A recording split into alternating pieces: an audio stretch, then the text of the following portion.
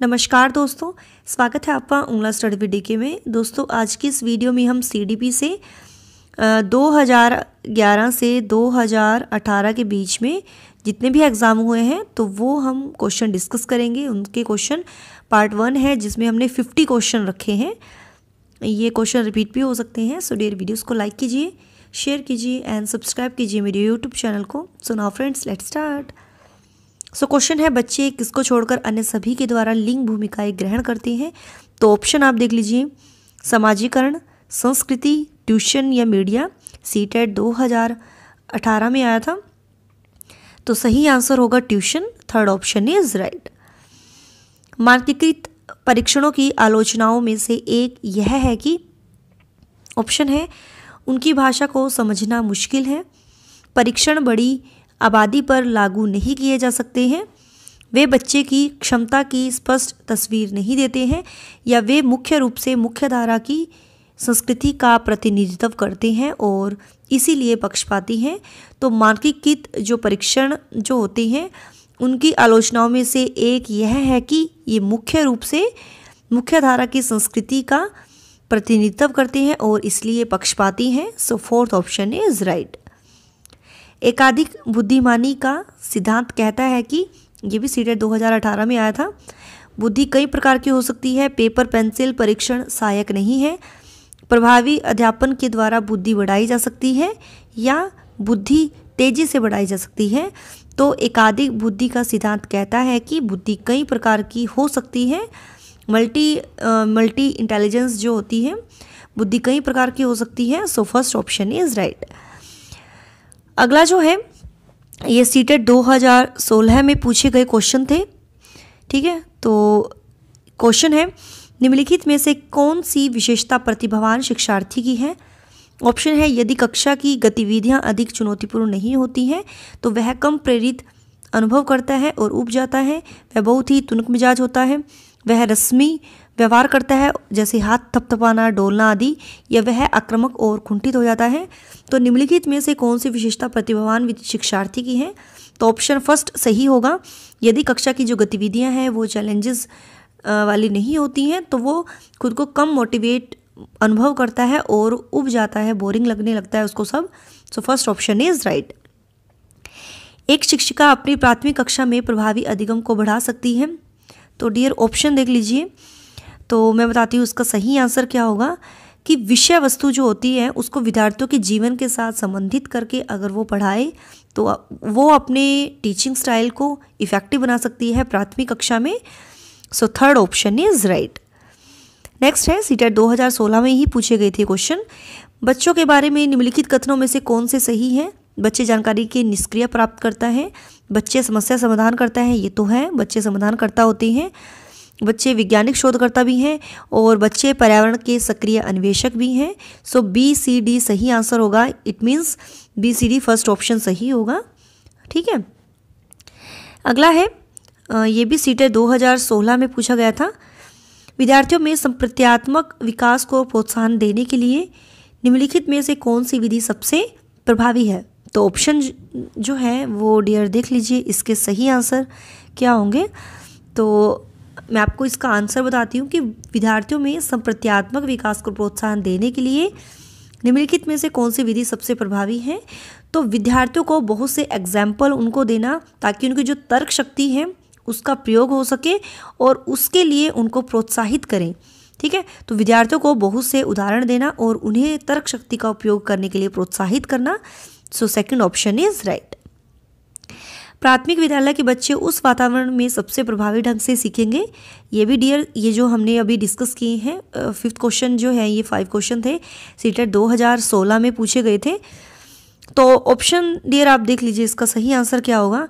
प्राथमिक विद्यालय के बच्चे उस वातावरण में सबसे प्रभावी ढंग से इफ़ेक्टिव तरीके से वो सीखते हैं। ठीक है, तो किस तरह से वो सीखेंगे? तो सही आंसर जो होगा डियर फोर्थ ऑप्शन सही होगा। मीन्स जो है कि यदि प्राथमिक विद्यालय का वातावरण संवेगात्मक आवश्यकताओं जैसे बौद्धिक, प्रेम और सामाजिक विकास आदि की वो पूर्ति करता है तो बालक उस वातावरण में प्रभावी ढंग से सीखते हैं। So fourth option is right. Next है ये सीटेट 2015 सितंबर में पूछे गए थे क्वेश्चन, शैशवकाल की अवधि है, तो ऑप्शन जो है वो देख लीजिए। तो शैशवकाल की जो अवधि होती है डियर, सभी को पता है, वो 0 से मीन्स जन्म से 2 वर्ष तक होता है। ठीक है, तो सेकंड ऑप्शन इज राइट। पियाजे के अनुसार 2 से 7 वर्ष के बीच का एक बच्चा संज्ञानात्मक विकास की किस अवस्था में है? तो पियाजे ने जो अवस्थाएं बताई थी, पहली जो थी वो थी संवेदी गतिक जो 0 से 2 थी, और उसके बाद जो थी हमारी पूर्व संक्रियात्मक ये 2 से 7 थी। ठीक है, 2 से 7 थी जो, और थर्ड जो थी औपचारिक संक्रियात्मक ये 7 से 11 थी, और जो लास्ट थी फोर्थ वो थी मूर्त संक्रियात्मक ये 11 से अबव थी। तो ठीक है, तो सही आंसर इसमें जो पूछा कि जो 2 से 7 वर्ष की जो अवस्था है वो आपकी क्या कहलाती है? तो वो कहलाती है पूर्व संक्रियात्मक अवस्था। अगला है विकास, यहाँ फिल करना किससे किसकी ओर बढ़ता है? तो सभी को पता है विकास सामान्य से विशिष्ट की ओर बढ़ता है। First option is right. Next question है, जब वयस्क संयोग से सामंजस्य कर लेते हैं तो वे बच्चे के वर्तमान स्तर के प्रदर्शन को संभावित क्षमता के स्तर के प्रदर्शन की तरफ प्रगति क्रम को सुगम बनाते हैं। इसे कहा जाता है समीपस्थ विकास, सहयोग देना, सहभागी अधिगम या सहयोगात्मक अधिगम। तो सही आंसर इसका जो होगा डियर, फोर्थ का सही आंसर होगा बी ऑप्शन सही होगा डियर इसका, फोर्थ का बी ऑप्शन इज राइट। ठीक है, सहयोग देना। और कमेंट्स में आपको बताना है ZPD जो दिया था वो किसने दिया था, ZPD। तो इसका आंसर आपको कमेंट्स में करना है। ओके, नवीन जानकारी को शामिल करने के लिए वर्तमान स्कीम अवधारणा में बदलाव की प्रक्रिया कहलाती है अनुकूलन, आत्मसातकरण, समायोजन या अहकेंद्रिता। तो डियर इसका सही आंसर जो होगा वो हमें बताना है। तो आप ऑप्शन आप देख सकते हो, इसका सही आंसर क्या होगा? तो सही आंसर जो होगा इसका सी ऑप्शन इसका कहलाएगा। C option is right. अब चलते हैं नेक्स्ट क्वेश्चन की ओर। ये है के-मा-सी-बो मीन्स CBSE द्वारा अपनाई प्रगतिशील शिक्षा के प्रतिमान में बच्चों का समाजीकरण जिस प्रकार से किया जाता है उससे उपेक्षा की जा सकती है। ये डियर CTET 2014 में पूछा गया क्वेश्चन था। तो आप इसके ऑप्शन आप देख लीजिए साहब, ऑप्शन देख लीजिए। तो CBSE द्वारा अपनाए गए जो प्रगतिशील जो शिक्षा है, प्रोग्रेसिव जो एजुकेशन है, उसके प्रतिमान में बच्चों का समाजीकरण सोशलाइजेशन से किस प्रकार से किया जाता है? तो उससे उपेक्षा की जा सकती है कि वह सामूहिक कार्य में सक्रिय भागीदारिता का निर्वाह करे, जिसके अनुसार जिसके अकॉर्डिंग वो सामाजिक कौशल सीख सके। ठीक है, सो इसका सही आंसर होगा बी ऑप्शन। नेक्स्ट है, ये भी CTET 2014 में पूछा गया था। निम्नलिखित में से कौन सा वाइगोत्स्की के सामाजिक सांस्कृतिक सिद्धांत पर आधारित है? सक्रिय अनुकूलन, पारस्परिक सिद्धांत, पारस्परिक शिक्षण, संस्कृति निरपेक्ष संज्ञानात्मक विकास या अंतर्दृष्टि अधिगम। तो इन्होंने जो दिया था पारस्परिक शिक्षण इन्होंने दिया था, इंट्रैक्शन पर इन्होंने बताया था कि बच्चे इंट्रैक्शन से ज़्यादा सीखते हैं। So B option is right. एक शिक्षिका अपनी कक्षा से कहती है सभी प्रकार के प्रदत्त कार्य मीन्स असाइनमेंट का निर्माण इस प्रकार किया गया है कि प्रत्येक विद्यार्थी अधिक प्रभावशाली ढंग से सीख सके, अतः सभी विद्यार्थी बिना किसी अन्य की सहायता से अपना कार्य पूर्ण करें। वह कोलबर्ग के किस नैतिक विकास के चरण की ओर संकेत दे रही है? तो ऑप्शन देख लीजिए, ये भी CTET 2014 में पूछे गए क्वेश्चन थे। सो थर्ड ऑप्शन इसका जो आंसर सही होगा वो होगा हमारा ए ऑप्शन सही होगा, जो औपचारिक जो चरण है कानून और व्यवस्था, तो इस ओर ये संकेत कर रही है। So A option is right. Next है, CTET 2014 में ही पूछे गए थे। प्रगतिशील शिक्षा के संदर्भ में निम्नलिखित में से कौन सा कथन जॉन डेवी के अनुसार समुचित है? प्रोग्रेसिव जो एजुकेशन है वो जॉन डेवी ने दी थी, उन्होंने बताया था उसके बारे में। तो इसके बारे में देख लीजिए इसका आंसर क्या होगा। तो प्रोग्रेसिव जो एजुकेशन होती है वो विद्यार्थियों को स्वयं ही खुद ही सामाजिक जो समस्याएं होती हैं, सोशल प्रॉब्लम्स जो होती हैं, उनको सुलझाने में, सोल्व करने में सक्षम वो बनाना होता है। तो वो विद्यार्थियों को स्वयं ही सामाजिक समस्याओं को सुलझाने में सक्षम होना चाहिए। तो B option is right. Next question है, भाषा अवबोधन से संबंधित विकार है। ये भी CTET 2014 में पूछा गया था। चलाघात, अप्रेक्सिया, पठन वैकल्य डिसलेक्सिया, वाक संबंध रोग एस्पेक्सिया या अफेजिया। तो भाषा अवबोधन से संबंधित विकार जो है वो आपका अफेजिया कहलाता है। सो डी ऑप्शन इज राइट। अगला जो है सीटेट 2014 में पूछा गया था ये क्वेश्चन जो हम डिस्कस कर रहे हैं। मानव विकास को क्षेत्रों में विभाजित किया जाता है जो है, तो सभी को पता है ये मनोवैज्ञानिक, संज्ञानात्मक, संवेगात्मक और शारीरिक, इनमें डिवाइड किया गया है मानव विकास। सो फोर्थ ऑप्शन इज राइट। विकास शुरू होता है तो सभी को पता है विकास प्रसव पूर्व अवस्था से शुरू हो जाता है। बच्चों के संज्ञानात्मक विकास को सबसे अधिक अच्छे तरीके से कहाँ परिभाषित किया जा सकता है कॉग्निटिव डेवलपमेंट को, वो है विद्यालय एवं कक्षा में। सीटेट 2011 में पूछा गया था ये क्वेश्चन। बच्चों के उचित विकास को सुनिश्चित करने के लिए उसका स्वस्थ शारीरिक विकास एक महत्वपूर्ण पूर्व आवश्यकता है, यह कथन। तो ये देख लीजिए इसके आंसर क्या होंगे। तो सही आंसर जो होगा सही है, क्योंकि जो शारीरिक विकास होता है वो विकास के अन्य पक्षों के साथ अंतःक्रिया करता है, अंत संबंधित होता है। सो थर्ड ऑप्शन इज राइट। अवधारणाओं का विकास मुख्य रूप से किसका हिस्सा है, तो ये बौद्धिक विकास का हिस्सा है। So first option is right. CTET 2011 में पूछा गया था। अगला है वह कौन सा स्थान है जहाँ बच्चे के संज्ञानात्मक विकास को सबसे बेहतर तरीके से परिभाषित किया जा सकता है, तो ये विद्यालय एवं कक्षा का पर्यावरण है।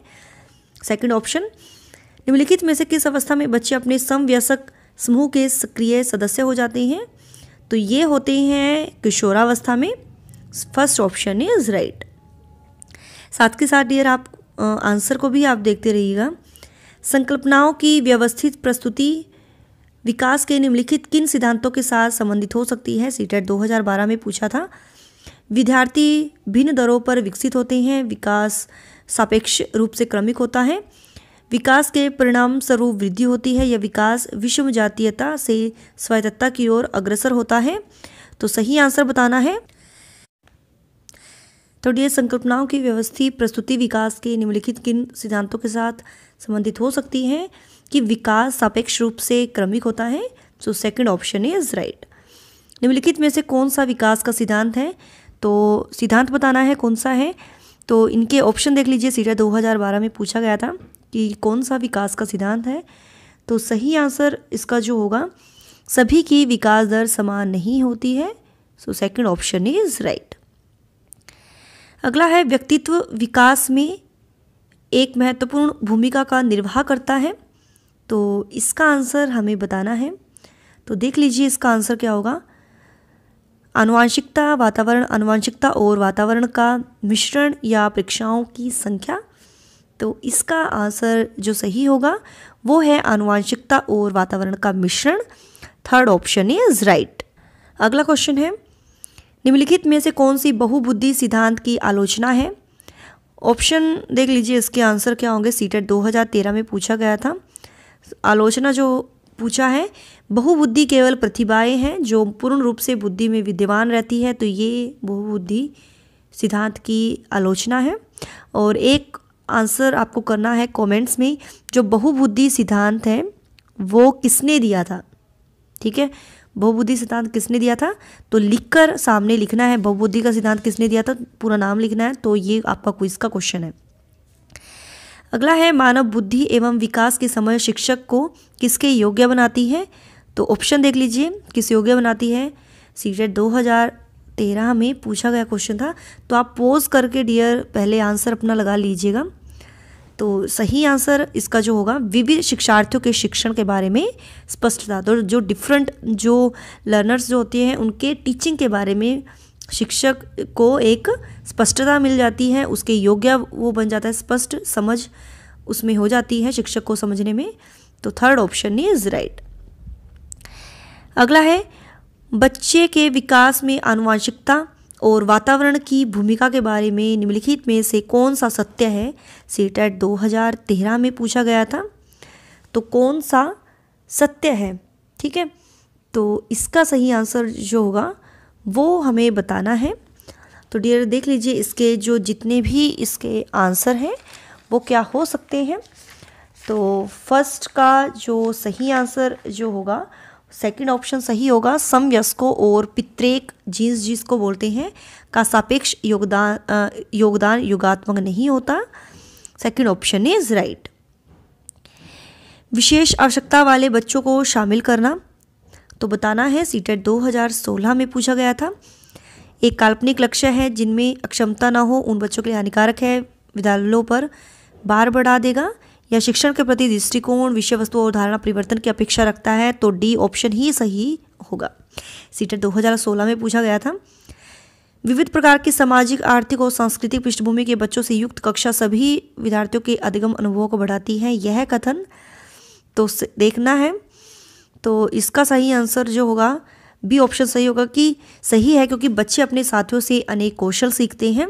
ठीक है, तो विभिन्न सांस्कृतिक, सामाजिक और आर्थिक वाली जो पृष्ठभूमि की जो कक्षा होती हैं उसमें विद्यार्थी एक दूसरे से इंटरेक्शन करते हुए अपने साथियों से अनेक कौशल सीखते हैं। So B option is right.